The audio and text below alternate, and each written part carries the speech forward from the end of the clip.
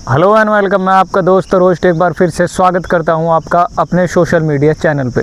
नालों की सीरीज़ में मेरे साथ जुड़े हैं श्री धर्म बढ़ाना जी, जो कि गांव अनंगपुर के स्थायी निवासी हैं और गूलर की ढाणी से हमें इन नालों के विषय में जानकारी देंगे। नमस्कार जी। नमस्कार। अपनी तरफ से आपके यूडी चैनल को बहुत बहुत धन्यवाद और आप आगे बढ़ते रहो और ऐसी सामाजिक बात को उठाते रहो, उसमें हम भी आपको सहयोग देंगे। जो आप पूछना चाहोगे उसके बारे में हम आपको बताएंगे।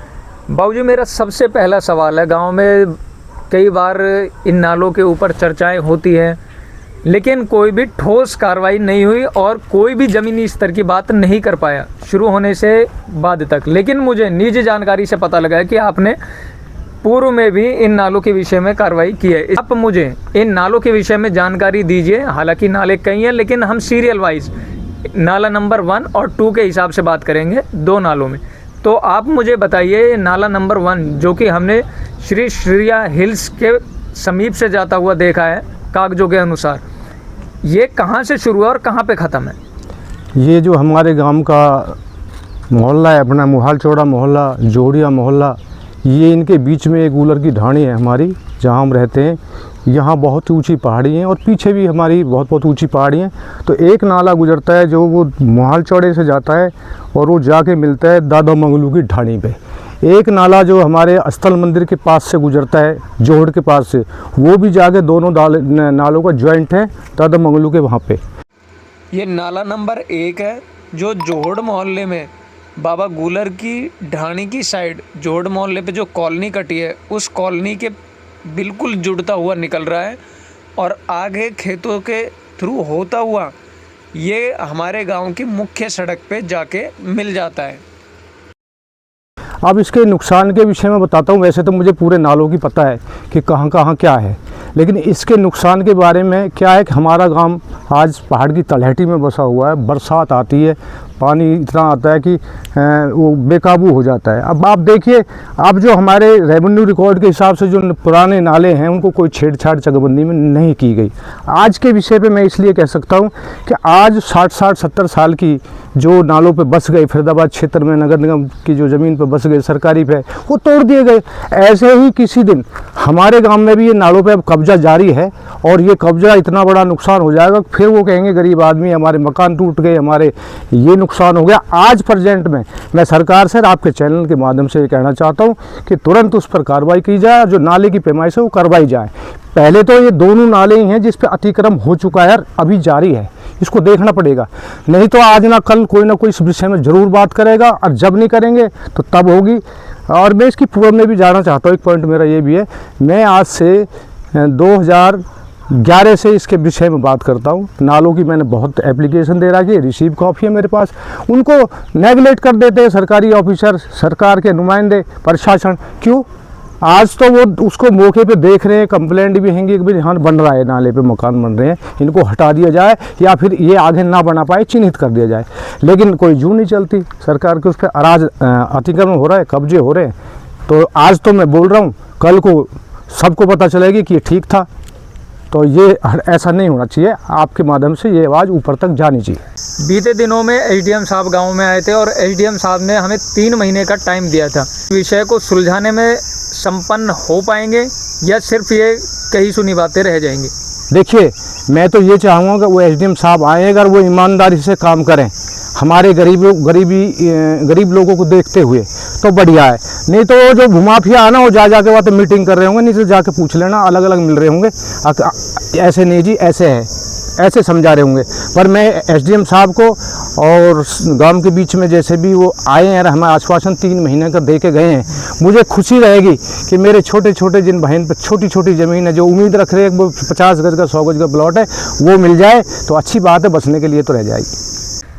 अगर इन नालों पे इंक्रोचमेंट हो जाती है तो भविष्य में वर्षा जल कहाँ पे जाएगा, या लोगों का जो अपना इस्तेमाल वाला जल है वो कहाँ पे जाएगा?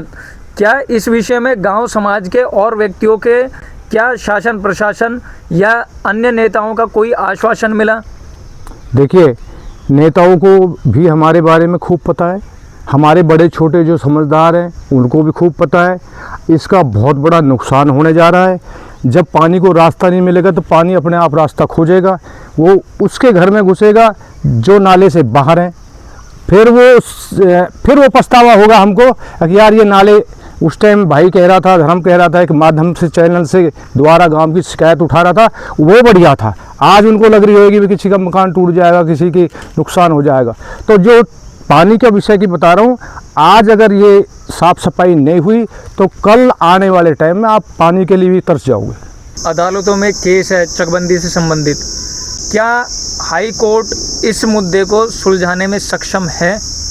देखिए, हाई कोर्ट में हमारे लोग आज से नहीं बहुत दिन से जा रहे हैं और उसमें सब उल्टा हुआ है कि जो हमारे इसको साफ सुध कराने के लिए गए थे कोर्ट ने, और उन पे ही जुर्माना लगा दिया गया, क्योंकि जो हमारे चकबंदी के अधिकारी थे जो इसको हेर फेर को करते थे, जो एक राह लगाते थे बेईमानी की, तू यहाँ ले ले, तू यहाँ ले ले, उनकी रिपोर्ट सही नहीं बैठी।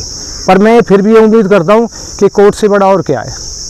लेकिन मेरे हिसाब से आज गांव में चकबंदी हुई पड़ी है, ये मैं दिल से कह रहा हूँ, दिल दुखी से कह रहा हूँ। कैसे हुई पड़ी है? लोगों ने प्लॉट काट दिए, पता ही नहीं है किसकी ज़मीन कहाँ, कि किसी पर रुका कोई। आज पूरे डैर से लेकर पूरे वहाँ तक जितने भी प्लॉटिंग हो गई, कॉलोनी काट दी, क्या किसी पर रुका कोई? तो वो सरकारी अधिकारी हमें आकर देंगे भी तो कहाँ देंगे? किसी की कोठी देंगे, वहाँ झगड़े होंगे, किसी के फार्म में देंगे, वहाँ झगड़े होंगे। और हकीकत में आज मैं लिख के दे रहा हूँ 100% ऐसा ही होगा। और गरीब की ज़मीन जो कमज़ोर होगा ना, उसकी खरीद ली जाएगी, उस पर कुछ नहीं बचेगा। तो मैं ये कह रहा हूँ यूथ को आगे बढ़ना चाहिए। कोई हमारी बड़े छोटे की सच्चे आदमी की ज़रूरत है, हम आपके साथ खड़े हैं और मैं दिल से खड़ा हूँ, क्योंकि मैंने इतनी एप्लीकेशन इस विषय में लगाई है, चकबंदी के बारे में, नालिन के बारे में, रोड के बारे में, कि जितना मेरा वजन है ना 65 किलो, उतनी 120 किलो के मुँह पर वो रखी है रिसीव कॉफ़ी। और नहीं तो मैं आपको दिखा दूंगा, गाँव की चौपाल पर ले जाकर 2 आदमी तो ले जाने के लिए चाहिए हवा।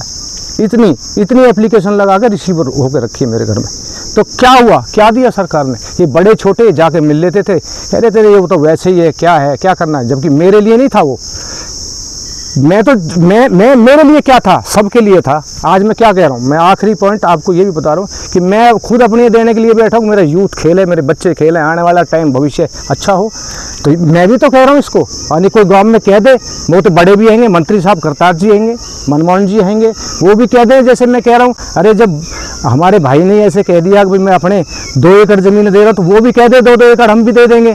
यूथ तो अपने आप खुश हो जाएगा और गरीबों की मदद करें। शुद्ध वक्त में हमारे गांव के ज़्यादातर जो नाले हैं उनके ऊपर इंक्रोचमेंट हो चुकी है। इंक्रोचमेंट के ऊपर हमारे विधायक साहब का सख्त निर्देश है, हमारी सरकार सख्त है। बाकी अभी जो हम 2 नाले की बात कर रहे हैं, पहला नंबर 1 अस्थल मंदिर से मोहाल चौड़े की तरफ पे, इसमें आप कुछ डिटेल्स दे पाएंगे कि भाई कहाँ से शुरू हुआ और कहाँ पे ख़त्म है, क्या इसमें पॉइंट्स है, क्या मुड़ाव है? क्योंकि संबंधित डॉक्यूमेंट्स हम लगाएंगे। लेकिन मैं ये बताना चाहता हूँ कि ये जो हमारा गांव, जो मैंने थोड़ी देर पहले भी बोला था, तलहटी में बसा हुआ है। पहाड़ से जो पानी आता है वो शुरुआत ही वन क्षेत्र की ज़मीन से शुरुआत होती है। एग्रीकल्चर लैंड और हमारे वन क्षेत्र की एक रेशा का फ़र्क है बस खाली। वो जब शुरू होती है तो वो जितनी भी एग्रीकल्चर की तरफ हम बढ़ेंगे उस नाले पे, उस पे आज की डेट में 75% कब्जा हो चुका है। 75% बहुत बड़ी बात है कि सरकारी नाले पे 75% कब्जा हो चुका है, 25% बचा है। अगर आज नहीं तो कल ये होना है। तो मैं तो ये कह रहा हूँ अभी जल्दी से इस कार्य को सरकार करे और अपने नाले पे कब्जा पोजीशन ले। और जो रही नाले की बात, ये सीधे सीधे नाले नहीं है। ये आज की डेट में अगर मैं इसके नक्शा के विषय में बात करूँ तो उस नक्शा को आप कागज़ में देख सकते हो, ना कि मौके पे तो है ही नहीं, मौके पे तो कब्जा हो गया। सही बात। तो ये देखने वाली बात है। नाला नंबर 2 जो शुरू होता है मोहाल चौड़े मोहल्ले से और जिसकी प्रॉपर एंडिंग होती है राजा मोहल्ले में, मैं इसके विषय में बता देता हूँ। मैं आपसे थोड़ा सा और बता दूँ इस विषय में। आपने 2 नाले का जिक्र किया, 2 नाले का जो विषय है उसके बारे में बता देता हूँ। मोहाल चौड़े से जो जाता है और हमारे अस्थल मंदिर जोहड़ के पास से जो जाता है, उस पे 25% ही बचा है। मैं लिख के दे रहा हूँ, नहीं तो आप कल पैमाइश करा लीजिए कि ये 25% है या 75%। 25% बचा हुआ है और सारे नाले पे कब्जा हो चुका है। इसको आज और कम से कम आने वाला जो भाई बसने को जा रहा है, जिसे पता ही नहीं है, नॉलेज ही नहीं है कि नाला है, कम से कम वो तो बच जाएगा। ये मेरी रिक्वेस्ट है गाँववासियों से भी और आपके माध्यम चैनल से भी, क्योंकि आज नहीं बोलेंगे तो कल बोलना पड़ेगा। इसलिए कह रहा हूँ कि ये 2 नाले पे सबसे पहले इन पे ही पैमाइश करा के और ये कब्जा मुक्त कराए जाएँ, क्योंकि ये नाले पे कब्जा हो चुका है। ये नाला नंबर 2 है जो मोहाल चौड़े मोहल्ले में पीछे से शुरू होता है, थोड़ी आगे बढ़ने पे ये घरों की तरफ से होता हुआ टर्न करता है और थोड़ा और आगे बढ़ने पे ये सड़क के बिल्कुल साइड में जो प्लॉट है, जो ज़मीन है, उसमें अंदर घुसकर मेन सड़क की तरफ बढ़ता है। मेन सड़क पहुंचने के बाद में ये नाले फार्म से पीछे होते हुए जिम के पीछे मिल जाते हैं और आगे राजा मोहल्ले की तरफ निकलते हैं। फिर बाबा मंगलू की ढाणी होते हुए ये क्रिकेट एकेडमी के पास ख़त्म होते हैं। अधिकांश नाले जो है, अधिकांश क्या, पूरे 100 में से 100% नाले हैं जो एक पॉइंट से शुरू होकर दूसरे पॉइंट तक ख़त्म हो रहे हैं।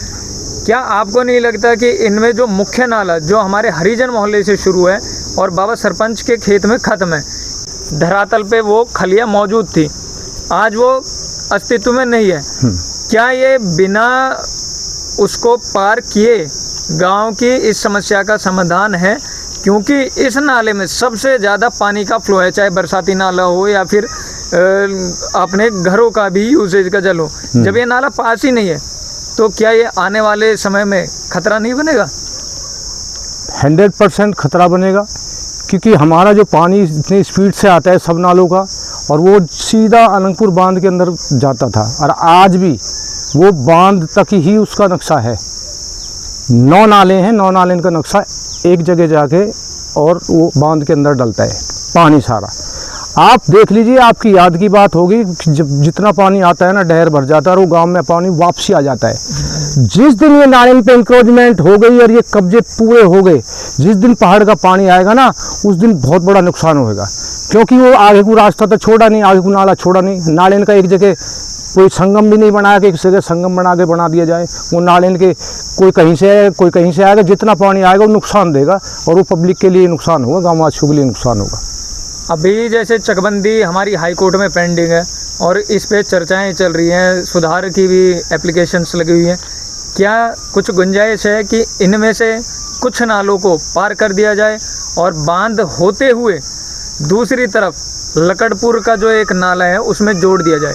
बिल्कुल, अभी गुंजाइश है, वहाँ पे 60% गुंजाइश है, 40% पे अब भी कब्जा हुआ पड़ा है, कब्जा हो रखा है, पर अभी कहीं बाउंड्री है, कहीं थोड़ा घना हुआ है, लेकिन वो उसकी गुंजाइश से निकल जाएगा। आप कोशिश करो, सरकार से कहो और अपनी मेहनत करते रहो, वो नाला बिल्कुल अनंगपुर बांध से गुजर के ही निकलेगा। और वो बना भी इसीलिए, जब कभी गांव से पहले, बसने से पहले, वो बना भी इसीलिए था कि जो पानी जाता है वो पानी हमारा रोका जाए, हमें पानी मिले, पानी का स्रोत बढ़े। फिर वो नाला भी था, उसमें एक मोरी बनाई गई है कि जब पानी ज़्यादा हो जाए उसको वहीं से निकालते, तो पानी का रास्ता तो वही है ना, तो वो लकड़पुर के रास्ते में ही उस नाले में ही जाके मिलना चाहिए, क्योंकि जो नाला लकड़पुर का है वो भी हमसे ही संबंधित है, इसी पहाड़ी क्षेत्र से संबंधित है, इसी गांव से संबंधित है। उसको भी बिल्कुल क्लियर करा जाए और अभी वक्त रहते अच्छा है वो क्लियर हो जाएगा। मैं इसी नाले के बारे में जानकारी देना चाहूँगा। हमारे बचपन की बात थी,